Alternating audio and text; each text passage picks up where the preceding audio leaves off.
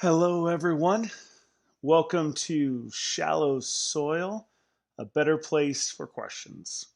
My name is Jonathan Brandenburg, and I'm going to be the pastor here at Shepherd of the Hills Lutheran Church in beautiful Rancho Cucamonga in Southern California. So it is good to have everyone here, especially a hello to all the ones I'm seeing comments from. So, Bud, it's good to see you. My brother Cody, all the way from Texas, and my brother Mark in Missouri. So it's so good to see you guys, and everybody else who hasn't commented. It's so good to see y'all. I'm gonna look down here. Craig, I see that you're here too. Peggy, hello. Barb, so good to see you as well. Um, we're going to get into it tonight. Now, I want to make a little bit of a caveat before we start tonight because I think there's we're, as you guys know, we're going through a pretty crazy time. And there's nothing that I can really say that you probably haven't heard about this crazy time, this sheltering pandemic, COVID-19, all the things political, scientific, sociological out there, all that stuff, right? It's a crazy time.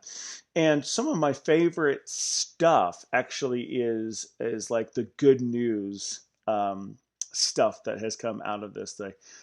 Some good news with my favorite Jim Halpert from The Office is so good, and there's a lot of beautiful things out there that I've seen on social media and all this kind of thing. And you're kind of thinking, John, why do you do a, a shallow soil in the midst of all this? There's kind of enough craziness out there. We don't want to depress people, right? And it's not here to depress you, and I hope it doesn't. But you see, I think as my friend Steve Wishman and his beautiful wife Jamie and their Breathe Life Ministries reminds me all the time is that God has, in all this, God has stopped us, most of us, in our crazy, sometimes out of control routines, and has made us come in contact not only with our families more, our people that we're sort of enclosed with, but we have come in contact with this person right here, has come in on contact with ourselves, and have come in contact with our God, or with the divine, or however you want to best express that, the good father, the good shepherd we've been talking about in our world and words lately. And what do we do with that? What do we do with that encounter with ourselves, with God, with even those closest to us? How do we process all of that? And that's what I think shallow soil is really all about, is all those questions that you might have been afraid, or I know I'm afraid to ask them on a regular basis of any sort. They come to this place and find an ear. They come to this place and find one of those perfectly broken in comfy couches, and you flop down and you should order your favorite cappuccino or hot Earl Grey tea or whatever your favorite thing is to drink when you talk deeply and honestly. And that's what I want to do here at Shallow Soil. And who knows if that gets created or not? Who knows? You just kind of have to throw it out there and see what happens. Just like in the parable that this is based upon, the naming of the shallow soil is the parable of the seed. How Jesus the sower just scatters, and some falls along here and some falls along there. And these are the seeds that end up in the shallow soil that grow up fast, but then they don't have roots. And how do we give them some roots? How do we wade into the shallow soil? How do we wade into those questions, into those engagements of self, community, and God, and get some roots? So if you're wondering, what are we doing here on Thursday nights in Shallow Soil? That is what we are doing. And tonight is, I think, one of the more difficult topics, frankly, because it is so close to home. But my brother Mark and I have been doing excuse me, Matthew 18 all week, or at least on Tuesdays and today. And it's gotten personal. It's gotten like, ooh, talking about community and talking about authenticity and talking about transparency and talking about reconciliation versus retaliation, all that kind of stuff. Just really got me thinking about what is community all about. And then last night, I had the joy of sitting in on this little Bible study, this little woman's Bible study. I just said little woman. I'm going to get in trouble for that. No, this Bible study is awesome, dynamic Bible study with these wonderful women called Evening Glories. And they just invited me in because they're doing a study on Job. And I'm like, man, you're doing a study on Job? Okay, it's one of the hardest books of the Bible, straight up. But anyway, as we were kind of talking, as I was sort of reading, skimming, refreshing my mind on the parts, all the parts of Job, I came across Job's encounter for the first time with his three friends. If you don't know the story of Job, pretty straightforward. There's sort of this cosmic bet that's happening in the background between the Almighty Lord and this tempter, the Satan. And just says, man, Job, he's going to break if you just take some of that wealth and power away from him. And Satan takes away some wealth and power, and it kind of destroys him. And then he's still faithful. And then the Satan comes back again to God Almighty and says, God Almighty was like, hey, he's still faithful. And he says, well, if you hurt his body, if you take away everything, kind of his health, then that's gonna be then he's gonna crack, basically. And then that happens, right? And so then Job's body gets kind of beat up and bruised and horrified and all this kind of stuff. But anyway, that's basically the setup. And then his three friends, supposed to be pretty good friends, comes and finds Job in the state, just has lost everything: family, house, home, health. He's lost everything. He's a broken man. And this is what they do. And I found this fascinating. These three friends, when they had heard all of this, they came, and you don't need to worry about the names, and they made an appointment together to come to show him sympathy and comfort. This is actually in chapter 2, by the way, of Job, starting with verse 12 here. And when they saw Job from a distance, they did not recognize him. And they raised their voices and wept. And they tore their robes and sprinkled dust on their heads toward heaven. And they sat with him on the ground 7 days and 7 nights, and no one spoke a word to him, for they saw that his suffering was very great. And these are the same friends at the very end of Job that basically get told off by God. And it says, you were wrong. All this advice, dozens of verses of advice from these three friends on why this is happening, what's going down, and all these different angles. And we could get into, if we can get into the minutiae of that. It's not good advice. And the Lord Almighty kind of calls it out. This is horrible advice.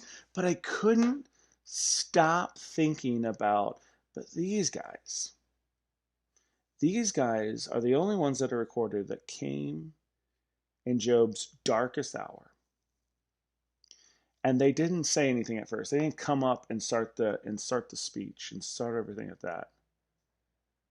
They came up and they ripped their clothes and they put on the same ashes that Job had put on his head. And they sat with him for 7 days and 7 nights, and no one said a word. Now, but these guys are going to be proved to be wrong in their advice. Now, I want you to think about that for a second. I just want you to ponder it before the questions start coming. And I want you to think about this first. This quote from Dietrich Bonhoeffer. It's just like one of my favorite guys to quote. He's one of my favorite guys to read. Dietrich Bonhoeffer. And this is from his book, Life Together. And this is what the quote says. The person who loves their dream of community will destroy community. But the person who loves those around them will create community. And so here's my thing. Let's leave that up there for a second. Here's my thing about this. Here's my first question for tonight. What happens when community breaks? What happens when community breaks? And I think that's very pertinent. It's a large question. What happens when community breaks? We've kind of seen that'll happen a little bit in our own little world. What happens when community breaks down? When connection, when trust, when bonds, when even the idea of being together, the physicality of community breaks. What do we do? What is your natural instinct when community breaks?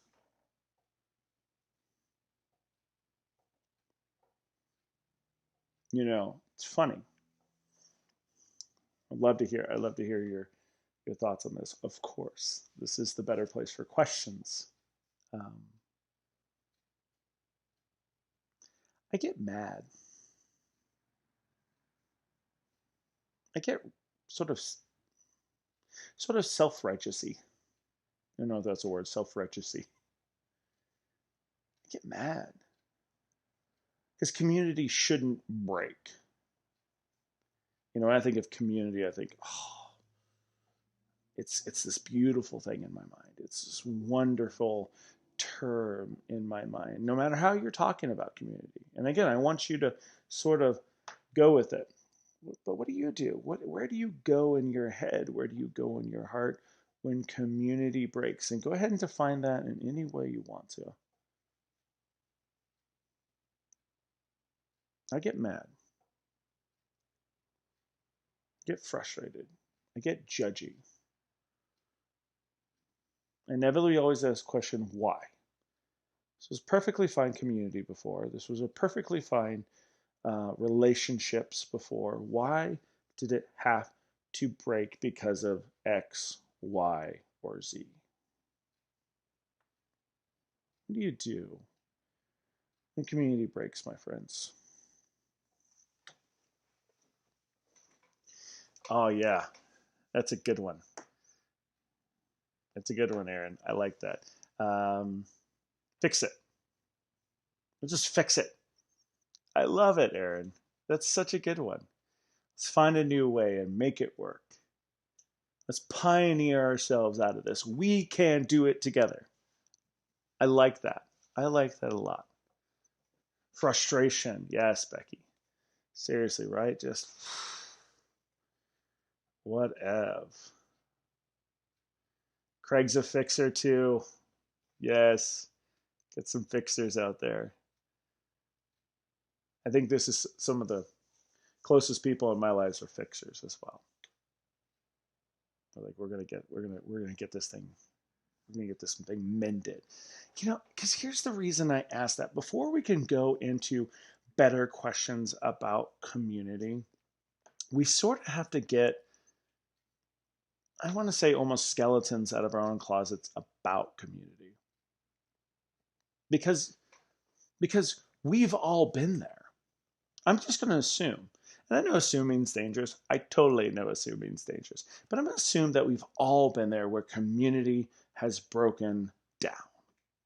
On one level or another, we've all been there to say, this community just isn't working anymore. And here has been my reaction to it. And whether that's fixing it, whether that's frustration, whether that's anger, whether that's motivation to try harder, whether that's, I love it, Becky, right? Whether that's anger at first and then try to fix it later, whether that's almost, and I've heard other people say, I just go numb. I don't want to feel anymore. My community is broken. I'm just going to, it's a little bit of apathy. Whatever, right? No matter what your response to it ultimately is, no matter what our response to it is, there's a tendency there's a tendency to believe um, that the next community or the next communal thing that we do won't break. Now, maybe that's just me. Please comment. Maybe that's just me, that my tendency is to believe, well, the next time I do community, the next time I have this, I'm going to do it differently. And so it won't break. I've learned my lesson. I've done my time. I've done whatever. And it won't break next time. You guys have that tendency? Does any of y'all have that tendency? And maybe that's even part of that fixer mentality. Maybe I'm a bit of a fixer on the back end, kind of like Becky was. Like, yeah, I'm gonna be mad at first, I'm gonna be frustrated at first, but we're gonna do better next time. And it might be even and it might even be with the same community or a portion of the same community. But I have a tendency to believe that next time that community won't break. The next time the community will be fine and good and wonderful, and that it will live up to that beautiful image in my head. And then it doesn't. And then it doesn't. And guys, I've been in a lot of communities. Like, I'm not necessarily proud of that, but we've lived in my wife and I, my family and I have lived in lots of communities. Thank you, Connie. Thank you. Somebody else there that has that tendency. But we've lived in lots of communities. We've lived in lots of spaces. We've had lots of different friendships and communities at church and communities in our schools or communities in our neighborhoods or whatever. And I just always get stuck in this trap of thinking the next one will be better. It is a tendency of the sort of grass is always greener on the other side kind of community. But I also know there is a tendency among some as well that says, I'm going to stick in this community no matter what. Does any of you all have those tendencies? That no matter how much it hurts, no matter how much it's broken, I'm going to stick in it. Any of you have those tendencies? Oops, sorry.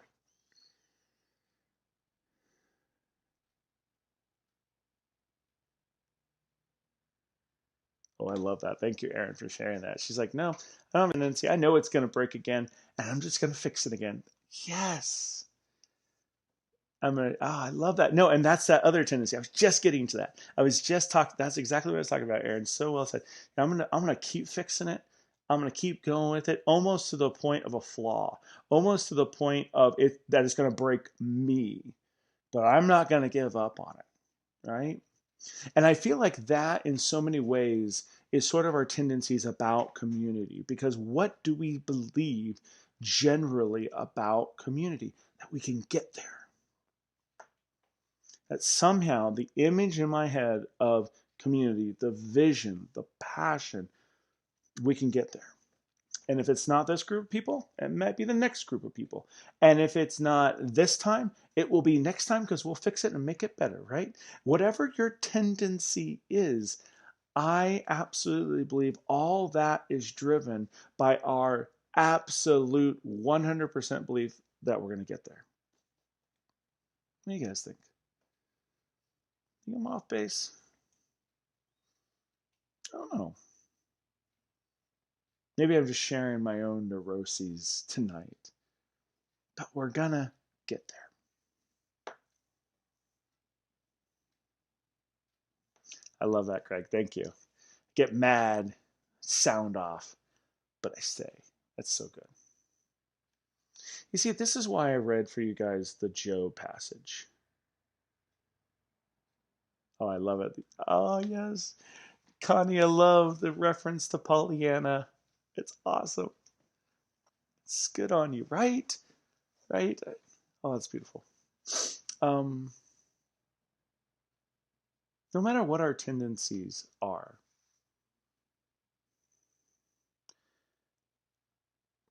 should we be driven but that we're going to get there. And this is why, and again, I know I just started a second ago, but this is why I brought up Job.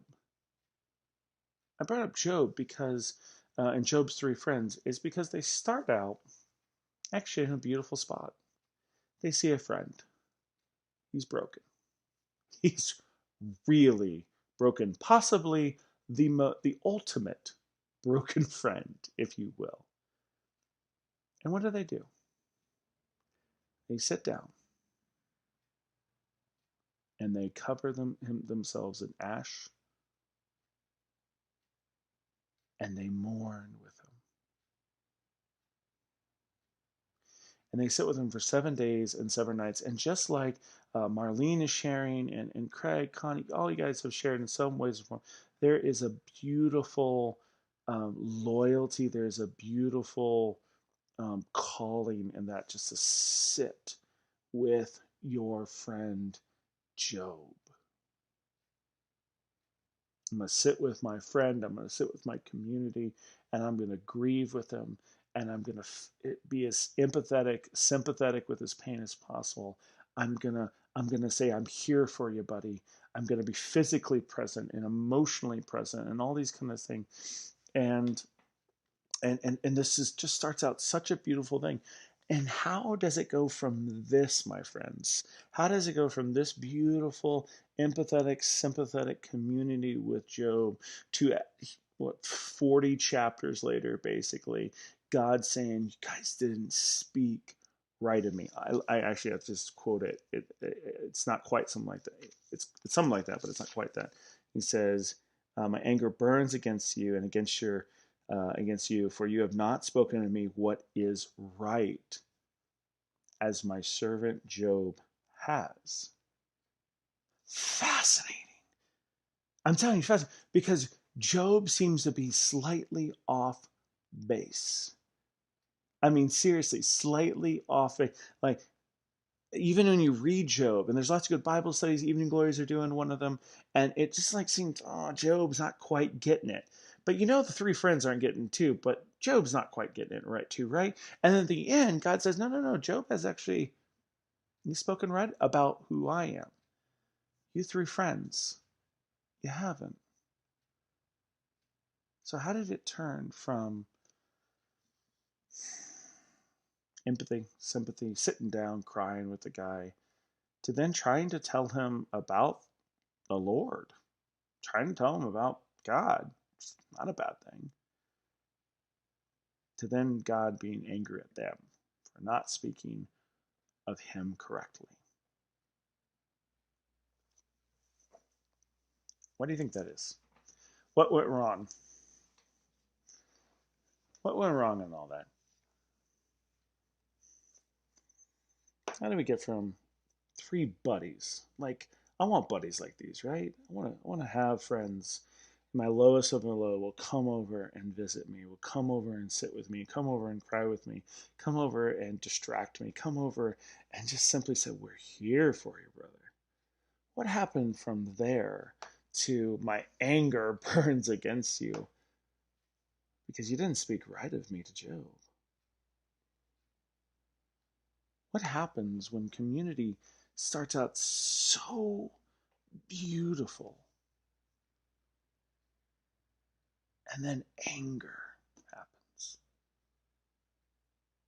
and conversations go sideways? Why? Why does it happen that way? Especially among the people of God. I will say, especially among the people of God. We can make broader applications here, but why? Where did it go wrong? You don't have to read the book of Job real quick to have a gut response or a thought.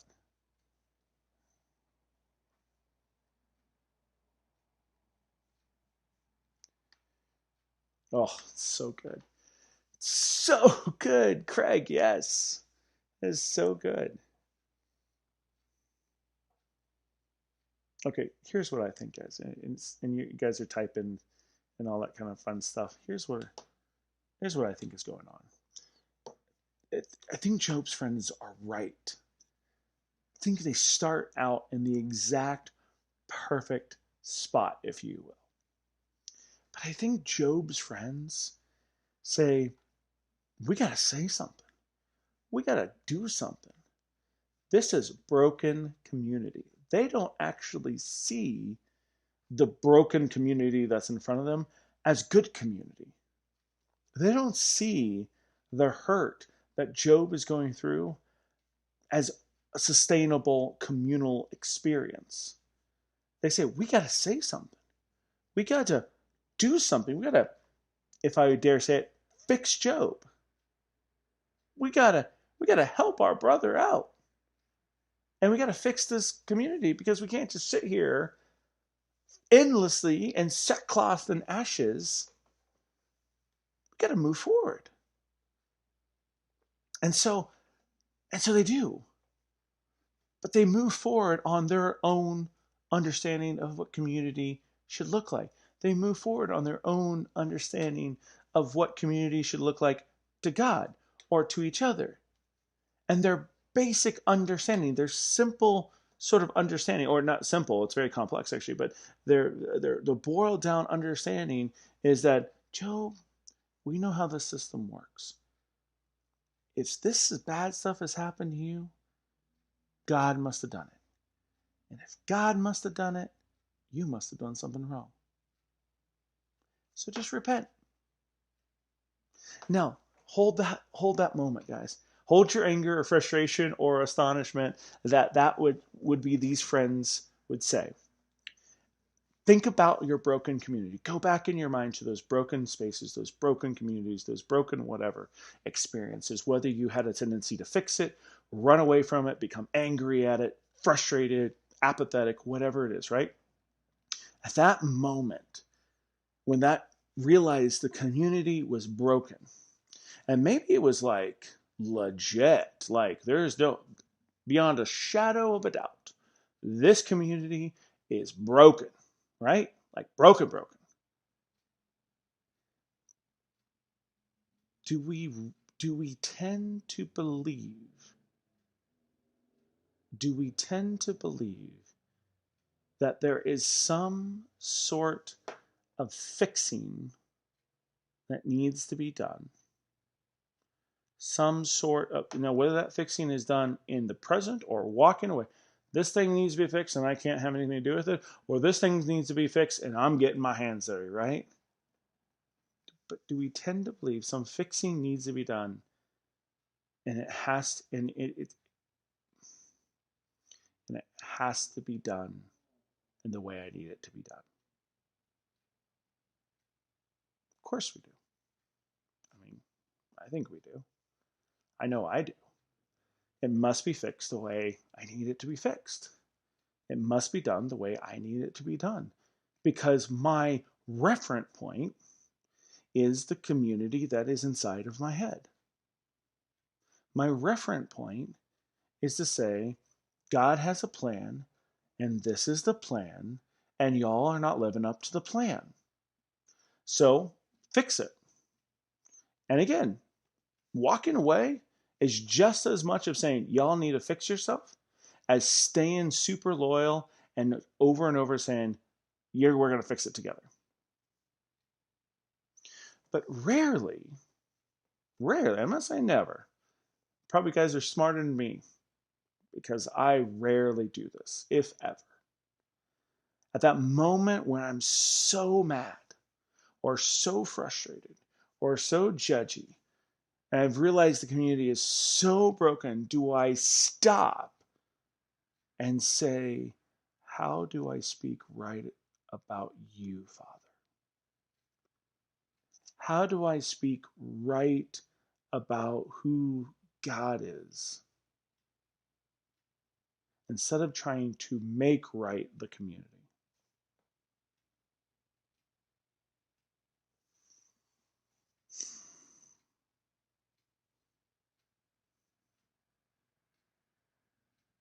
Is that right?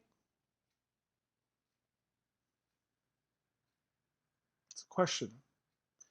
It's like a sincere question, y'all. Is that Is that giving too much room for bad things to happen in communities? I don't know.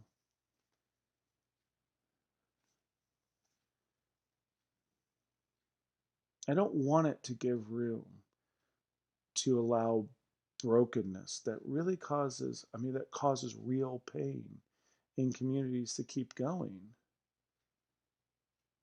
But am I so in love with my idea of community that I actually end up destroying it by trying to fix it? And again, sometimes fixing, especially for me, means to walk away from it. I fix community by starting another community. I fix community by going to a different spot. But I also have seen people slave away at places trying to fix them, and they're about to break themselves. And so I don't think running away is really the answer. We do it. Sometimes we feel like we have to do it, and I hear that. Sometimes we stay for decades praying, hoping, slaving away at a community to say it can become this. It has so much potential. It can do this. And at the end of the day, we're left looking at it going, it's no different. It's just broken still. And yet I still like those tendencies. And again, almost all the tendencies I can possibly think of in my head lead to the same space. How do I get what's right in my head about community to implant on this community instead of speaking right about who God is? Maybe the goal, see, I don't, it's the balance. Is is the goal fixing community? I don't I don't think so. But is the goal leaving a community where it's at? Definitely not. I don't think so either. I think Job's friends made a mistake. Simple as that. Their opening approach was awesome, wonderful. And then it went sideways because they thought maybe they could fix it. But they didn't speak right about God. They didn't speak right about the love of the Almighty or the how He actually works. They assumed they knew how He actually worked, and and they loved Him obviously, and it's probably no better for his. I didn't read it, but his wife, his poor wife, who just left it. He says, "Curse God and die, Job. You're still holding on to your integrity." I love Job's wife. I totally am there with her. Like, so many times, my friends, more times than I'd like to admit, I've gone into broken communities or been a part of a broken community that says, you know what, y'all? Peace. Because I was with Job's wife. Just say, whatever, God, and move on. Say, whatever, Lord, move on. Shake the dust off your sandals and move on. Now, there is a spot for that, by the way. That's something different, though. I just want to give credence to it. There is a spot for that. There is a time to walk away. And I believe there's definitely a time to stay as well. But when it comes to this idea of community, guys, is it is really all we can do speak speak correctly about God to one another in community? Is that really the best we can do for communities that are all broken? If we've come to the reality that we can't fix them, and we've searched all over the place in many different places and still haven't found that perfect one, is what we are left with to speak correctly about who God is to one another in community. And dare I say it, but is speaking correctly about God sort of what Bonhoeffer said? Love. that love actually creates community. Yes. Craig's stealing my thunder down there. I love you, Craig. Thank you. You're right, man. But there's so many questions around that, right? I still think there's tons of questions around that. And I'm sure you're asking them. I mean, think about it. Think about what I just said. I can't fix it, right? So, should we not have plans or visions or goals for our communities? You probably should. But is that the main point of community, to have plans and visions and goals? I don't think so. Maybe. And what if this community involves like a spouse? Or what if this community involves family? Or what if this community involves a place that been for a really long time? Or what if this community involves some really, really despicable actions, right? Like, there's still tons of questions around that. And yet, there's something that keeps coming to me over and over and over again in all these super complex and layered, broken communities, is that our only real space that seems to be an invitation is to speak right about who God is in those spaces. To do what my t-shirt says, share the love. I guess. I guess. And there is no perfection under the sun. Exactly, Craig. But what's your questions? Like, as you process this, my friends, what are you thinking? What are you resonating with? What are you rejecting? That is part, some of my best questions, frankly, have come out of my anger and my disgust out of somebody else talking. And I never wanted to be that guy until I realized, wait a second, that guy just produced some of the best questions that I've ever thought about. Maybe I do want to be that guy. Exactly. You can drive yourself crazy. And then, I think there's a difference. Yeah, and I totally agree with you, Craig. And shallow soil is a better place for questions. It's not a better place for answers. It's where you get those questions out. And probably 90% of those questions aren't going to be answered. Or they're certainly not going to be answered by a guy on YouTube Live or Facebook Live. They're going to be answered in life. They're going to be answered in nuanced conversations with people who are walking with you in that broken community. To find maybe 3 friends who are trying to speak right about God, but who are caught up in the fixing cycle, or who are caught up in the walking away cycle.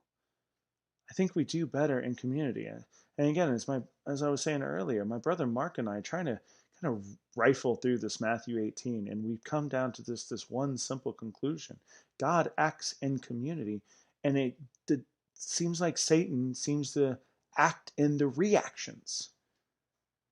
God's bringing community together. God bringing all this stuff to bear in our lives, and yet Satan loves to mess with our reactions. Satan loves to find a foothold. Our own sinfulness loves to find a foothold in our own reactions to how God acts, because we don't understand them.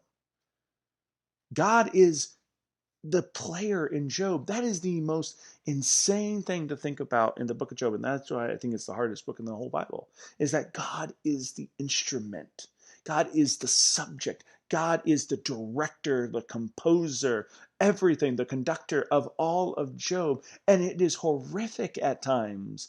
And the friends are trying to say, well, it can't be this. God wouldn't do this without a reason. You must have sinned. That makes all the sense in the world. Why would God ever bring to bear this sort of agony and pain on our good friend Job if he hadn't done something really, really wrong? And that's their mistake.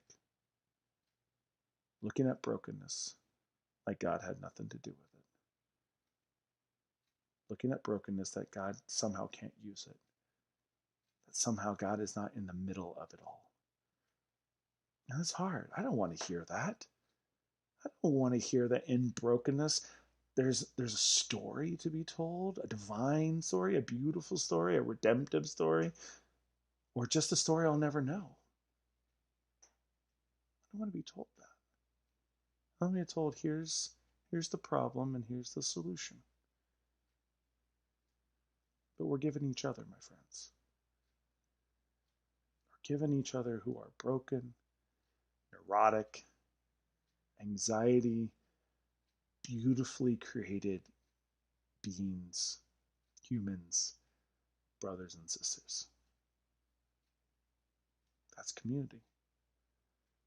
Whether we like it or not, that is what will form community at all times. And I don't know the answer. But I don't want people to keep wandering all their lives looking for perfection or looking for that better thing. And also, I'm really, really, really tired of seeing people slave away and break themselves of the rock of trying to fix a community that frankly may never be fixed. That there are decisions in there that need to be made in those real-time communities that are difficult, that are layered, and that maybe tonight, in all the questions,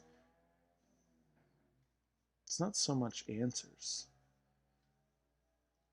but a guiding force, a guiding principle, if you will, that may help us parse out our situations better. Are we speaking about God correctly in those broken communities? Am I sharing the love of God that I know in those broken communities? Not just through a speech, but through actions as well. My friends, I pray for our broken communities. We know there are many and various, not just in the church, but in our world. And I pray that in each and every one of those broken communities, God is spoken of rightly, that his love is shared tangibly and tactilely, and that we don't, and that we know we'll never find the perfect answer, just like we'll never find the perfect community. But let's walk together. Let's walk together in our questions. Let's walk together in love. Let's walk together in real community. Have a wonderful night, my friends. Thank you for joining us on Shallow Soil. I'll see you next Thursday night.